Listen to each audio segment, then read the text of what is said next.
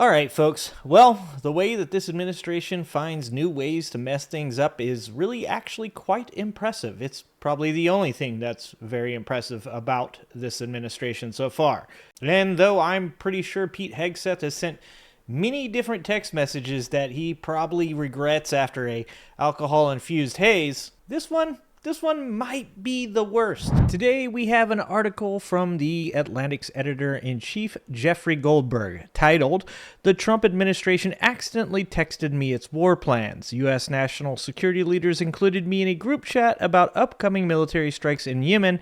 I didn't think it could be real. Then the bombs started falling." The world found out shortly before 2 p.m. Eastern Time on March 15th that the United States was bombing Houthi targets across Yemen.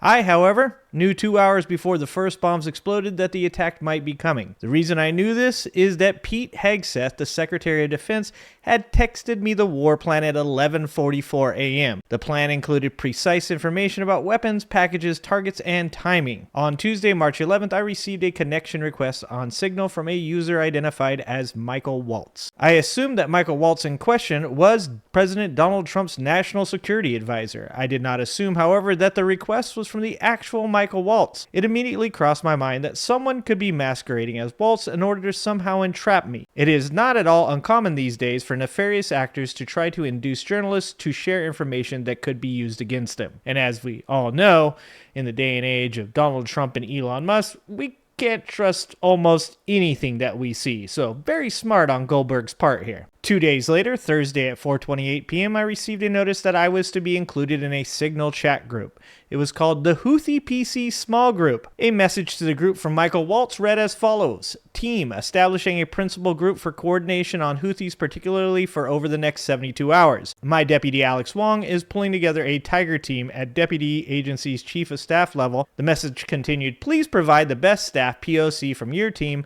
for us to coordinate with over the next couple days and over the weekend. Thanks." Now, if it were me, I'm going to be honest with you, the fact that this is using any type of professional language at all would be a hard tell that this wasn't actually Trump's administration. I mean, there's no memes, there's no ASMR videos, and there's not even a reference to covering up a payment for a porn star. It should go without saying, but I'll say it anyways, that I have never been invited to a White House Principals Committee meeting, and that in my many years of reporting on national security matters, I had never heard of one being convened over a commercial messaging app, which you would think, with all the things going on with the Chinese and them hacking into our cell phone data, that would probably be a place that we would not want to hold these types of discussions. But once again, it's the Trump administration, so, not all their ideas are good ideas. In fact, it seems like none of them are actually good ideas. A Signal user identified as JD Vance wrote, "Andy Baker for VP." Now, this is, once again, where it gets a little bit iffy because we all know that JD Vance would have picked the couch. And it goes on to say Tulsi Gabbard as well, and many others, Scott Bessent, and a couple of others that were involved in this group as well, including a CIA official, which he did not include in the article for the obvious reasons. That was the end of the Thursday text chain.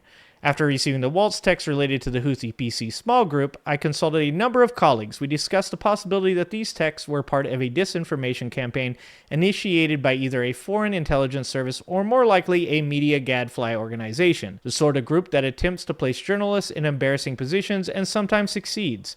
I had very strong doubts that this text group was real because I could not believe that the national security leadership of the United States would communicate on Signal about imminent war plans. I also could not believe that the national security advisor to the president would be so reckless as to include the editor-in-chief of The Atlantic in such discussions with senior U.S. officials up to including the vice president. Now, I want to pause here for a second, because the hypocrisy of these people and the way that they treated Hillary Clinton and the email scandals whilst using cell phones and a text messaging app to send war plans to each other is just out of control. But again, these are also people who their leader, their cult leader, their commander-in-chief also used to keep classified documents in cardboard boxes with flimsy cardboard lids right next to his toilet, so that way he could peruse the nuclear secrets while taking a dump. So I guess I'm not really all that surprised. But the very fact that this journalist, this editor-in-chief for The Atlantic, is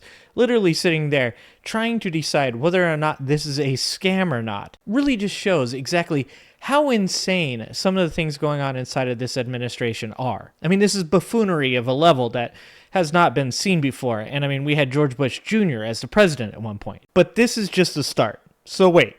There's more. It was on the morning of Saturday, March 15th, when this story became truly bizarre. At 11:44 a.m., the account labeled Pete Hegseth posted in Signal a team update. I will not quote from this update or from certain other subsequent texts. The information contained in them, if they had been read by an adversary of the United States, could conceivably have been used to harm American military and intelligence personnel, particularly in the broader Middle East Central Command's area of responsibility. What I will say, in order to illustrate the shocking recklessness of the Signal conversation, is that the Hegseth post contained operational details of forthcoming strikes on Yemen, including information about targets, weapons the U.S. would be deploying, and attack sequencing. The only person to reply to the update from Hegseth was the person identified as the vice president. I will say a prayer for victory, Vance wrote. 2 other users subsequently added prayer emojis. Aww. How cute. According to the lengthy Hegseth text, the first detonations in Yemen would be felt 2 hours hence at 1:45 p.m. Eastern Time. So I waited in my car in a supermarket parking lot. If this Signal chat was real, I reasoned Houthi targets would soon be bombed. At about 1:55, I checked X and searched Yemen. Explosions were then being heard across Sana'a, the capital city. I went back to the Signal channel at 1:48. Michael Waltz had provided the group an update again. I won't quote from this text except to note that he described the operation as an amazing job.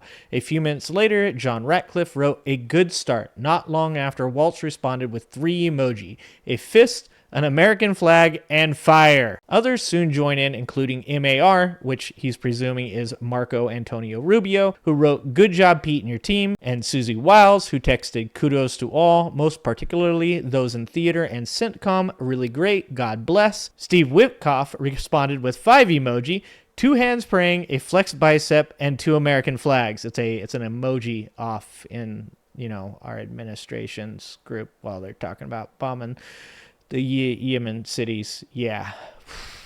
And you can see here he's got all the text from this group with the Michael Waltz fist bump, flag, fire emoji. The Signal chat group, I concluded, was almost certainly real. Having come to this realization, one that seemed nearly impossible only hours before, I removed myself from the Signal group, understanding that this would trigger an automatic notification to the group's creator, Michael Waltz, that I had left. No one in the chat had seemed to notice that I was there, and I received no subsequent questions about why I left or, more to this point, who I was. Earlier today, I emailed Waltz and sent him a message on his Signal account. I also wrote to Pete Hegseth, John Ratcliffe, Tulsi Gabbard, and other officials. In an email, I outlined some of my questions. Is the Houthi PC small group a genuine Signal thread?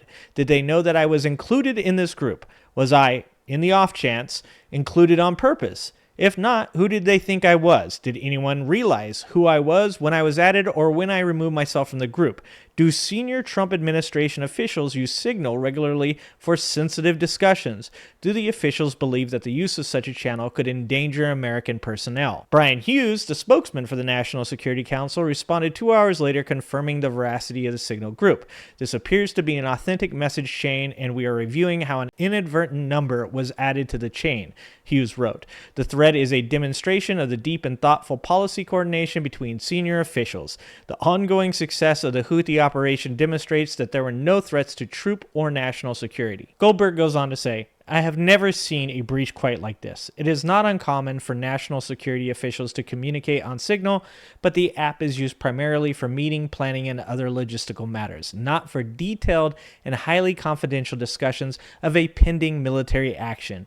And of course, I have never heard of an instance in which a journalist has been invited to such a discussion. So there you have it. Look, it's a much longer article than that, and if you want to read it, you should go over to The Atlantic and check it out. It's a pretty good story by Goldberg there, and rather embarrassing for Donald Trump and his administration, including Pete Hegseth and everybody else involved in this conversation. I mean, if they can literally have a journalist in the conversation getting all of these messages whilst no one knows he's there, who else could be there? Who else could be monitoring these conversations? Who else could be getting this information? Obviously, this could lead to some type of security risk for soldiers.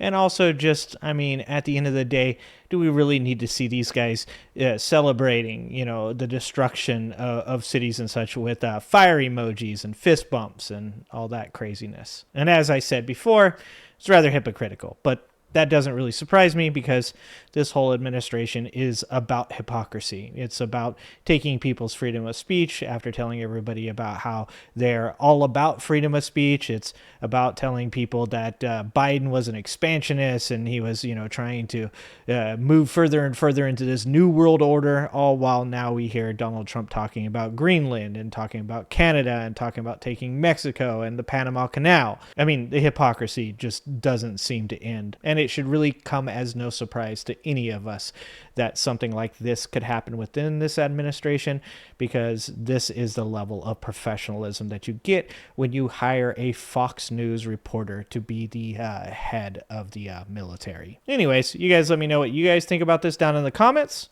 Don't forget to like, subscribe, turn on all notifications, and as always, love you guys, appreciate you guys, hope to see you next time. Thanks for watching. If you like this video, please like and subscribe and hit that notification bell, and check out that video on the screen now.